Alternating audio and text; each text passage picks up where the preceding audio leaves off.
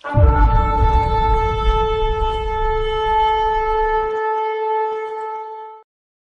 के मैसेज का नाम है विश्राम। इसको विश्राम पार्ट 2 समझ सकते हैं। अगर आप इसके पहले मैसेज देखना चाहते हैं तो आई बटन दबाकर उसको देख सकते हैं। आज का मैसेज इंपॉर्टेंट है। क्योंकि हम विश्राम के दिन के महत्व को भी समझेंगे। हमने अभी जब दुआ की कि पवित्र आत्मा आ, तो आप क्या खाली भाषा में बोल के पाखंडी जीवन जीना चाहते हैं? क्या आप दूसरों को चंगा करके अपने आत्मिक बीमारी से वंचित रहना चाहते हैं? क्या पवित्र आत्मा के वरदानों से भरे रहना चाहते हैं, but at the same time क्या आप अपने दिल को कठोर रख के जीना चाहते हैं? क्या हम नहीं समझते कि आत्मा से भरने का मतलब ये भी होता है कि हम पवित्र आत्मा की आवाज सुने, हम परमेश्वर की आवाज सुन के अपने दिल को विनम्र करें, हम वचन की मिट्टी से अपने दिल को गीला होने दे ताकि हमको परमेश्वर निरंतर रूप दे सके, बदल सके। तो अगर हम परमेश्वर का वचन सुनते हैं और हम परमेश्वर को मौका नहीं देते कि हमारे जीवन में काम करे, तो फिर ये प्रार्थना व्यर्थ है कि पवित्र आत्मा आ। क्योंकि जब पवित्र आत्मा आएगा, वो जो बातें यीशु ने सिखाई है वो हमको सिखाएंगे, वो सब बातें हमारी स्मरण में लाएंगे। तो एज अ चर्च हम कभी नहीं भूले कि पवित्र आत्मा से भरने का मतलब सिर्फ सामर्थ के साथ सेवकाई नहीं होता। पवित्र आत्मा से भरने का मतलब ये भी होता है कि मैं प्रतिदिन जीवन में उसकी आवाज सुन रहा हूँ और मैं उसकी चलाई चल रहा हूँ, मैं उसकी प्रेरणा में चल रहा हूँ। और बिल्कुल इस श्रृंखला के सही समय आई है, क्योंकि मैं परेशान हूं इस बात से कि हम परमेश्वर के घर का आदर नहीं करते हैं, हम उसका सम्मान नहीं करते हैं।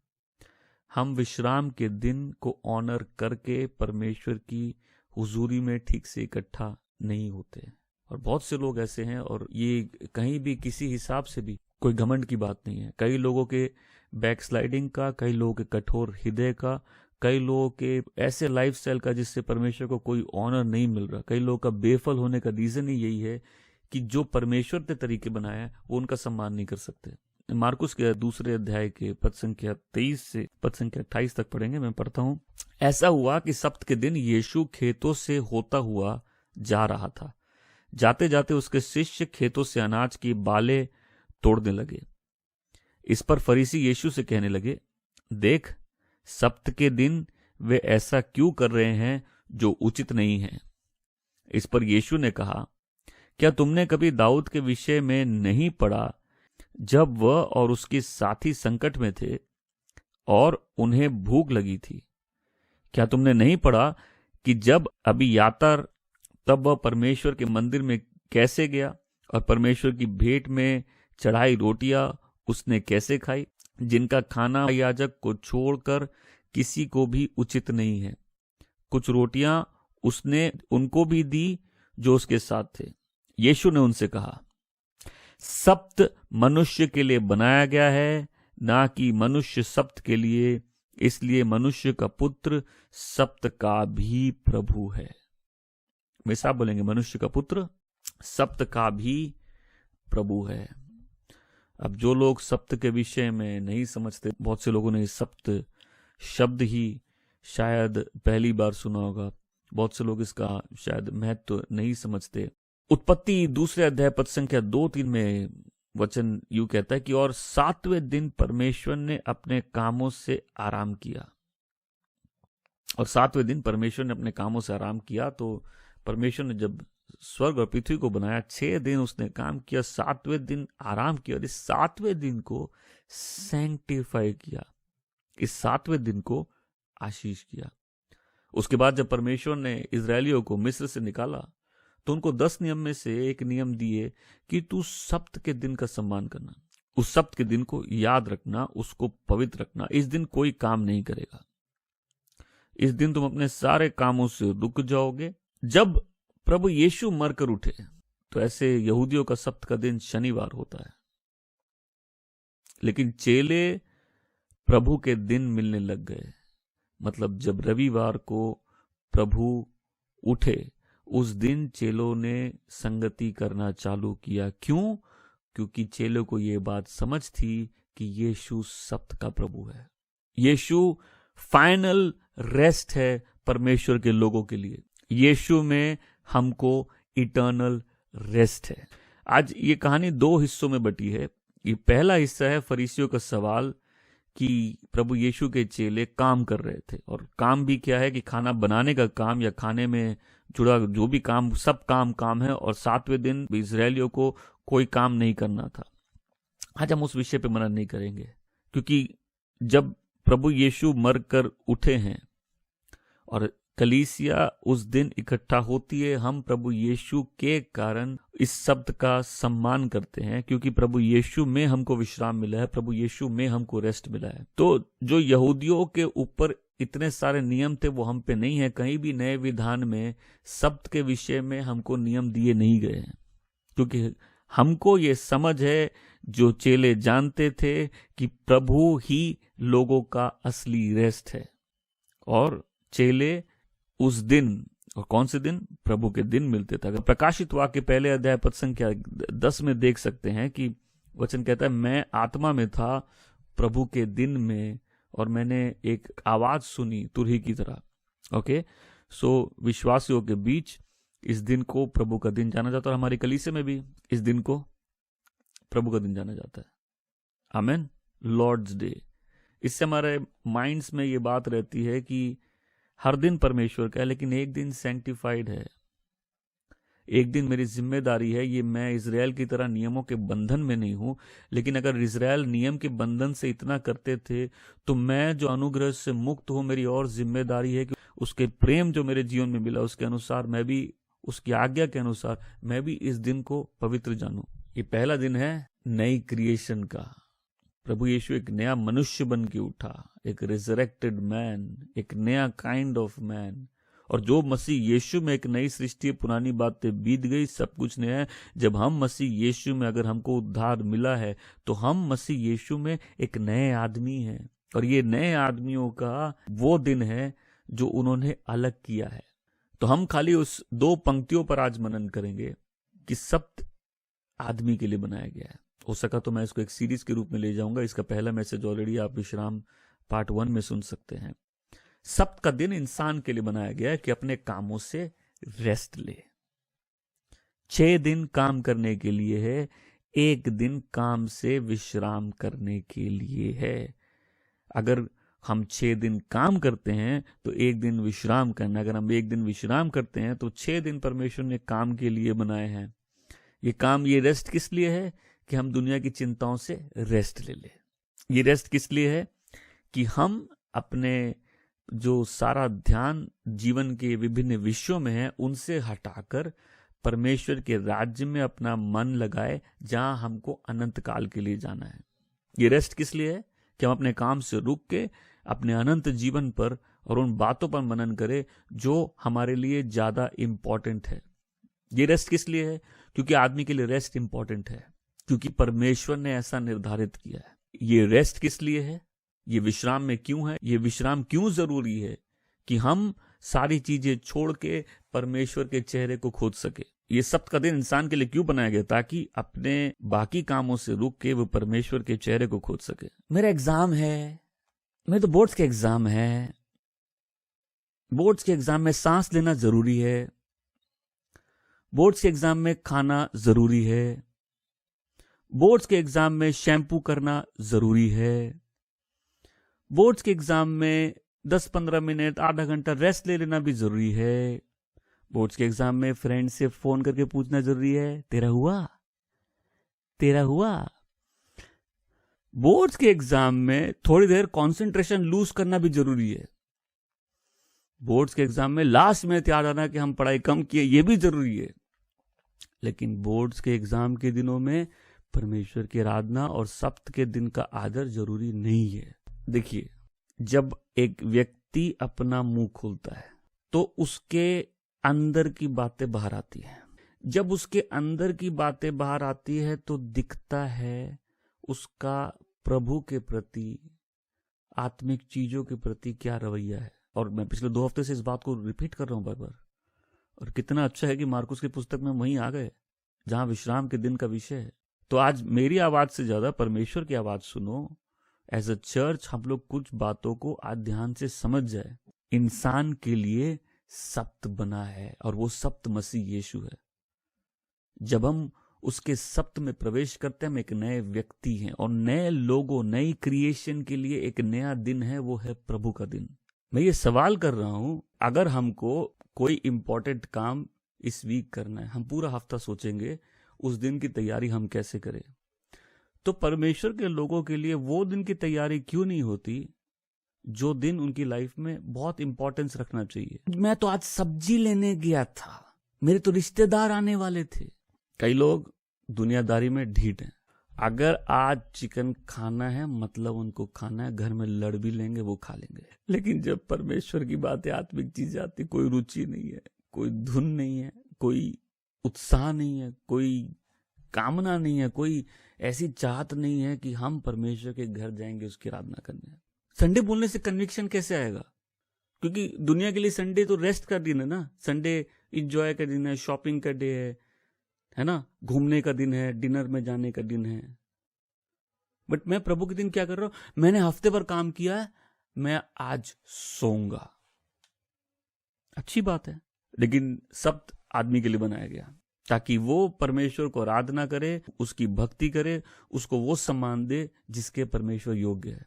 आप बोलेंगे लेकिन 7 दिन तो परमेश्वर का है, तो तुम 7 दिन कहां देते हैं हम? परमेश्वर ने इंसान को बनाया ऐसा है कि उसको विश्राम की जरूरत है। एक नेचुरल रूप से देखे, आदमी जब काम करता है उसकी बॉडी को विश्राम की जरूरत। अगर किसी व्यक्ति के पास विश्राम नहीं है, वो समय से पहले बुढ़ा हो जाएगा, उसका शरीर जवाब देने लग जाएगा, उसके ऊपर 10 प्रकार की और तकलीफें आने लग जाएगी। मैं उन लोग जानता हूं कि जो हफ्ते भर काम नहीं भी करते हैं, फिर भी विश्राम के दिन में वो विश्राम करते हैं जो उनको नहीं करना है। तो हफ्ते भर कोई काम नहीं किए, लेकिन विश्राम के दिन बोले हम सर्विस ज्वाइन करने का काम नहीं करेंगे। ये काम नहीं है, ये विश्राम है। ये अपने सांसारिक कामों से रुक कर पहले परमेश्वर, और यहाँ खाली सर्विस अटेंड करने की बात नहीं, यहाँ पूरी धारणा की बात है कि हम प्रभु के दिन और प्रभु की चीजों का कैसे आदर करते हैं।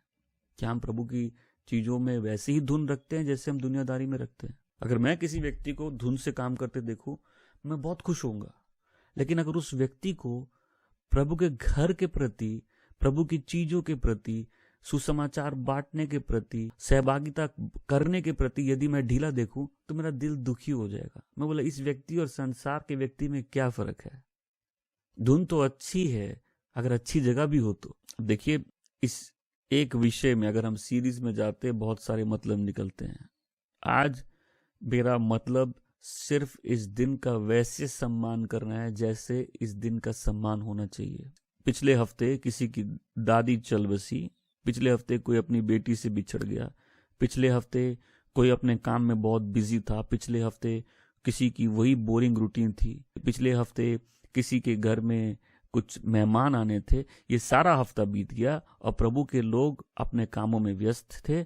उसके बाद ये दिन आता है जब प्रभु के लोग सारे काम छोड़कर एक साथ इकट्ठा होते प्रभु के दिन में और प्रभु की आराधना करते हैं, जहां उनकी फीलिंग्स, उनकी जो भावनाएं हैं परमेश्वर के प्रति, वो फिर से जागरूक होती है, फिर से उनमें आग भरती है। परमेश्वर अपने वचनों द्वारा फिर से उनमें बात करते हैं, एक बार और उनको सामर्थ्य मिलता है, उनमें उत्साह रहता है कि आज मैं प्रभु के घर जाऊंगा। और ये उत्साह खाली प्रभु के घर जाने का नहीं होता, आज मैं प्रभु के घर जाऊंगा और मैं उन सारे लोगों से भी मिलूंगा जो मेरे साथ आराधक हैं। ये वो दिन है जब हम एक दूसरे को उत्साहित करते हैं, एक दूसरे का हाल चाल लेते हैं, एक दूसरे की गवाहियां सुनते हैं, एक दूसरे को प्रभु में उत्साहित करते हैं।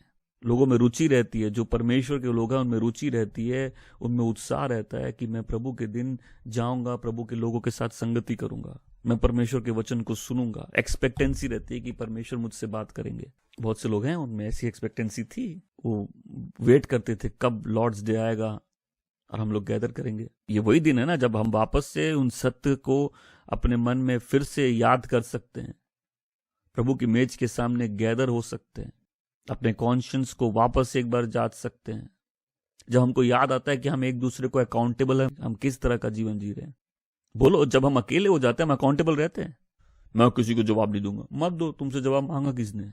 लेकिन जब हम संगति करते हैं, जब हम प्रभु के घर में होते हैं, हमको ये भी याद आता है कि मैं भी अपने जीवन के लिए जवाबदेही रखता हूं। मेरे सही या गलत निर्णयों का, मेरे सही या गलत कामों का दूसरों के उत्साह या उनके विश्वास पे भी प्रभाव पड़ सकता है, जिसके लिए भी मैं जिम्मेदार हूं। प्रभु का दिन सबके लिए, गरीब अमीर, बिजी, फ्री, सबके लिए समय है कि अपने सारी चीज को छोड़ के अपने विश्वास में और स्थिर होने का, उद्धार के मार्ग को और अच्छे से जानने का, परमेश्वर के तरीकों को और जानने का, उसके घर में आके उसके चेहरे को खोजने, उसके तरीकों को समझने का, नैतिक रूप से अपने जीवन को एक बार और जांच लेने का। कई लोग बोलते हैं हमसे प्रभु बहुत बात करते हैं, हमको प्रभु ने बोला है, हम तो प्रभु की आवाज सुनते हैं। ठीक है, ये गॉड का वर्ड है। हमसे तो प्रभु अकेले में बात करते हैं, तो तुमको क्या प्रभु ने अकेले में बोला अकेले रहो?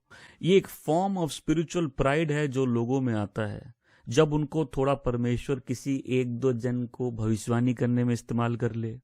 बच्चा तो ध्यान से सुने, आपने प्रार्थना की, कोई चंगा हो गया, आपने कभी एक्यूरेटली प्रभु से सुन लिया तो लगता है भाई हमसे परमेश्वर बात कर रहे हैं, अब तो हम इस्तेमाल हो रहे हैं, आई एम क्वालिफाइड नाउ।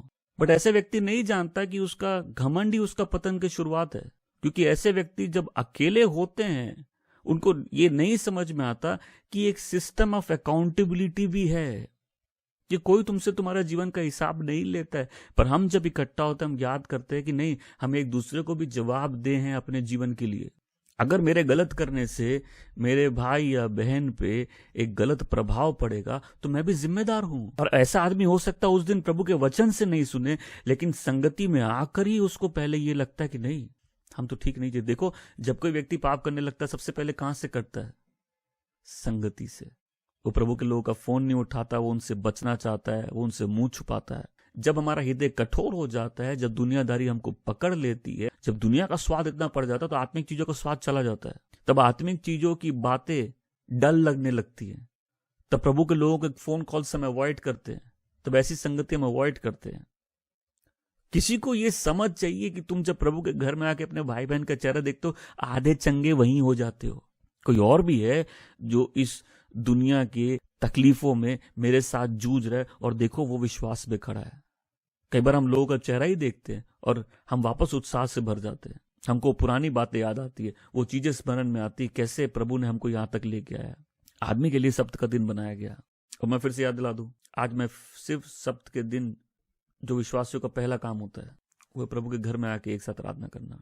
तो ये वही दिन है सप्त का दिन, जब सब अपने व्यस्त जीवन से, और जीवन व्यस्त होना गलत बात नहीं है, काम का प्रेशर होना भी गलत बात नहीं है, परंतु जब वो दिन आता है जो अपने आप में सैंक्टिफाइड है, जहां प्रभु चेहरे को सीख करना जरूरी है, जब प्रभु के घर आके उसकी आराधना, वो आराधना जिसके वो योग्य है, वो करना जरूरी है, तो उस दिन का सम्मान क्यों नहीं होता फिर? तो ये वही दिन है ना जहां सब इकट्ठा होके अपने व्यस्त जीवन से निकल के आते हैं और एक साथ प्रभु की आराधना करके फिर से आत्मा से भर के जाते हैं, ताकि अपने हफ्ते भर में वह आग से भी भरे रहे। उनको याद रहे वो भी संसार के नमक और संसार की ज्योति हैं। उनको याद रहे उनको भी किसी के लिए आशीष बनना है। और बोल दीजिए, जब हम ढीले होते सबसे पहले हम कहां से कटते हैं? और फिर शैतान ऐसे व्यक्ति को देख के बहुत खुश होता है। प्रभु यीशु कहते हैं, क्योंकि मानव पुत्र सप्त के दिन का भी प्रभु है। प्रभु सप्त के दिन के मालिक हैं, प्रोप्राइटर हैं, ओनर हैं, तुम नहीं हो। यह आदमी के लिए बनाया गया, लेकिन आदमी को दिया नहीं गया है। इसका मालिक प्रभु ही है। 6 दिन आदमी को दिए काम करने के लिए, 7वां दिन कभी उनको नहीं दिया गया। ये प्रभु का दिन है। मैं सब बोलो ये प्रभु का दिन है। ये रेवलेशन समझ में आई। 7वां दिन कभी हमको नहीं दिया गया, ये प्रभु का दिन है। आमेन। और क्या तुम परमेश्वर के दिन उससे चोरी करोगे? क्या तुम वो सेवा, वो आराधना, वो सहभागिता जो परमेश्वर के साथ होनी चाहिए, उसके लोगों के साथ होनी चाहिए, क्या तुम परमेश्वर से चोरी करोगे? क्या एक आदमी परमेश्वर के दिन को असम्मान करके परमेश्वर का जो नियम है उसको तोड़ेगा? लेकिन मैं तो अकेले में आराधना करता हूं। लेकिन प्रभु को ज्यादा महिमा मिलती है जब सब इकट्ठा होकर उसकी आराधना करते हैं, क्योंकि स्वर्ग में भी सारे राष्ट्र, सारे लोग, सारी भाषा मिलकर उसकी आराधना करते हैं। ये वही जगह है जहां लोग उद्धार पाते हैं, चंगे होते हैं, जहां डिलीवरेंस मिलते हैं, जहां परमेश्वर बात करते हैं, जहां वापस राहत मिलती है, जहां प्रोफेटिक डायरेक्शन मिलते हैं। ये वही जगह है जहां प्रभु अपने आप को प्रकट करते हैं, बोलते हैं जहां 2 या 3 मेरे नाम से इकट्ठा होते हैं। ये वही जगह है जहां एक विश्वासी के पास बेहतर सुरक्षा है अपने जीवन के सारे प्रेशर के बीच में संभले रहने के लिए। ये वही जगह है जो स्वर्ग से सबसे नजदीक लगती है, क्योंकि स्वर्ग में भी सब मिलके उसकी आराधना करते हैं। आइए हम इब्रानियों की 10वें अध्याय में पद संख्या 24 और 25 पढ़ेंगे। और ध्यान रखें कि किस प्रकार प्रेम और भले कार्यों में एक दूसरे को उत्साहित कर सकते हैं और एक दूसरे के साथ इकट्ठा होना ना छोड़े, जैसे कितनों की रीति है, वरन एक दूसरे को प्रोत्साहित करते रहो और उस दिन के निकट आते देखकर और भी अधिक इन बातों को किया करो। बोलो प्रेशर ज्यादा है, दिन खराब है, दुनिया बदल गई, तो और रीजन है कि प्रभु के दिन का और सम्मान करना है। अब यहां वचन में लिखा है कि कुछ लोगों ने इस नियम को छोड़ दिया, कुछ लोगों ने अपनी रीति बदल दी, कुछ लोग गैदरिंग बदल दिए। प्रकाशित वाक्य में पढ़ो, यीशु कलीसिया के बीच में चल रहे हैं, मैसेज कलीसिया को आया है। जीसस अपने चर्च में एंगेज्ड हैं, जीसस अपने चर्च में इंटरेस्टेड हैं, जीसस अपने चर्च में इन्वेस्टेड हैं, जीसस अपने चर्च के लिए कंसर्न्ड है, जीसस अपने चर्च के लिए प्रेयर कर रहे हैं। जीसस अपने चर्च की स्थापना करते हैं और नर के द्वार उसके सामने प्रबल नहीं होंगे। तो वचन क्या कहता है कि जब तुम बिजी हो छोड़ दो, जब टाइम खराब हो छोड़ दो। नहीं, हमने जब प्रार्थना के विषय पे मनन किया तो हमने देखा यीशु जितना व्यस्त थे उतनी प्रार्थना थी। तो अगर वही प्रिंसिपल हम यहाँ अप्लाई करेंगे, वर्ड भी हमको ये बोल रहा है, दिन जितने खराब हो उतना और इकट्ठा ज्यादा करते रहो। असेंबल होना, इकट्ठा होना, एक दूसरे को एनकरेज करना, प्यार करना, अच्छे काम करना। क्यों? जब हम इकट्ठा होके कुछ करते हैं वो सेल्फ सेंटर्डनेस को मार देता है। जब हम निरंतर सहभागिता में परमेश्वर के घर में निरंतर मिलते हैं तो वो अकेले अकेले वाली बुद्धि चली जाती है, इंडिविजुअलिस्टिक एटीट्यूड, और फिर कॉर्पोरेट एटीट्यूड आता है। इससे सब व्यक्ति जान जाएंगे कि तुम मेरे चेले हो जब तुम एक दूसरे से वैसा ही प्रेम करोगे। मैं यीशु से प्रेम करता हूं लेकिन मैं चर्च से नहीं करता। यदि कोई अपने भाई से नफरत करता है और कहता है परमेश्वर से प्रेम करता है, तो वो क्या है? वो झूठा है। क्या कई लोगों को अपने ही बैकस्टैंड होने का कारण दिख रहा है? क्या कई लोगों को परिस्थितियां उन पर जो हावी हो गई उसका कारण दिख रहा है? ये एक विश्वासी के लिए हानिकारक है जब वो झुंड से अलग होता है। तो प्रभु ने हमको प्रॉमिस किया अपने वचनों से हमको ब्लेस करेंगे। वचन का प्रचार एक माध्यम है परमेश्वर के अनुग्रह का लोगों के जीवन में प्रकट होने का, और इस सेवकाई को कभी भी हल्के में नहीं लिया जाना चाहिए, क्योंकि जो प्रभु के घर में मिलता है वो इस सेवकाई की आशीष का भाग बनता है। हमारा दिल कठोर है, हमारे पांव फिसल रहे हैं, हमारा मन बेचैन है, हम अंदर से खाली हो गए, हम प्रभु के घर में आते हैं, प्रभु हमसे वापस बात करते हैं, हम फिर से संभल जाते हैं, हम फिर से वापस जाते हैं, और हमको याद रहता है वापस यहाँ आते रहना है। कई लोग इसलिए नहीं आते क्योंकि उनका दिल इतना कठोर हो गया और वो प्रभु की आवाज नहीं सुनना चाहते। यदि कोई व्यक्ति कमजोरी महसूस कर रहा है जीवन में, वो मुद्दा नहीं है। यदि कोई व्यक्ति ढीठ हो जाए वो असली मुद्दा है। मैं तो लोगों को बोलता हूं ठीक है तुमने गलती कर दी, आ जाओ, क्या मुंह लेके आए? जो मुंह है वही लेके आओ, तुम जैसे हो वैसे उठ के आओ। तुम याद करो जब तुम पहली बार आए थे, संत बन के नहीं आए थे। हाँ, तुम्हारा जीवन फलदायक नहीं हुआ, हाँ तुमने बहुत सी गलतियां कर दी, हाँ तुमने बहुत बार सॉरी बोला फिर भी ठीक नहीं हुए, हाँ तुम कॉन्शियस रहते हो लोग मेरे बारे में क्या सोचेंगे, लेकिन परमेश्वर के तरीकों का सम्मान करो। सप्त के दिन का प्रभु यीशु है, तुम नहीं हो। ये तो वही दिन है ना जब परमेश्वर के वचन का बीज हमारे दिलों में जाता है, हम आराधना में और आगे बढ़ते हैं, अपनी प्रार्थना में और गहरा जाते हैं, वचन का बीज हमारे दिलों में आता है, हम सहभागिता में और एनकरेज होते हैं। और वचन क्या कहता है? जैसे जैसे वो कठिन दिन, जैसे जैसे दिन तकलीफदायक होते जाए। तुम बोले मेरी लाइफ में तकलीफ है, प्लीज तकलीफ है, तुम्हारा जीवन व्यस्त है, तुम्हारे 6 दिन की व्यस्तता से किसी को तकलीफ नहीं है, क्योंकि 6 दिन इंसान को दिए गए, लेकिन 7वें दिन का मालिक प्रभु यीशु है। आमीन। उस सप्त के दिन का भी मालिक है। तुमको परमेश्वर ने अपने हाथों से काम करने के लिए 6 दिन दिए हैं, लेकिन जब 7वें दिन का सम्मान नहीं होता तो आदमी ये दिखाता है कि मेरे जीवन में सब इंपॉर्टेंट है, बट मेरी स्पिरिचुअल लाइफ उतनी इंपॉर्टेंट नहीं है, गॉड के कमांडमेंट्स उतने इंपॉर्टेंट नहीं है। और फिर मैं ये नहीं कह रहा कि हम इस्राएलियों की तरह नियम के अधीन हैं, मैं कह रहा हूं हम अनुग्रह में हैं। तुम बिजली के बिल की पेमेंट कभी अगर तुम्हारा 1000 रुपए का आएगा तो 1200 का नहीं करोगे, तुम पेमेंट कर रहे हो। ये नियम का माइंडसेट है। लेकिन जब तुम प्रेम से प्रेरित होकर कुछ करते हो और तुमको 1000 कहीं देने हैं तो तुम हो सकता है 1500 और 2000 भी दे दो। अपना बिल कोई ज्यादा नहीं देता। नियम में तो लोग बस उस नियम का पालन कर रहे हैं, लेकिन अनुग्रह में क्या है? हम प्रेम से प्रेरित होकर कर रहे हैं। उसने हमसे पहले प्रेम किया इसलिए हम उससे प्रेम कर रहे हैं। मेरा घर बन रहा है, कितने महीने से बन रहा है आपका? 2 महीने से बन रहा है। और प्रभु का घर वो बनना जरूरी नहीं है। मैं सांस लेना मेरा जरूरी है, मैं खाना भी खा लेती हूं, मैं सो रही हूं, मैं हंसी मजाक भी कर लेती हूं, घर में एक छोटा कुत्ता उससे भी खेल लूंगी, मैं गलती से यूट्यूब में वीडियो भी देख लूंगी, मैं बहुत व्यस्त हूं लेकिन घर में खाना बन जाता है, मैं बहुत व्यस्त हूं लेकिन घर के सारे काम चल रहे हैं, जीवन के सारे काम फिर भी चल रहे हैं, लेकिन मैं बहुत व्यस्त हूं।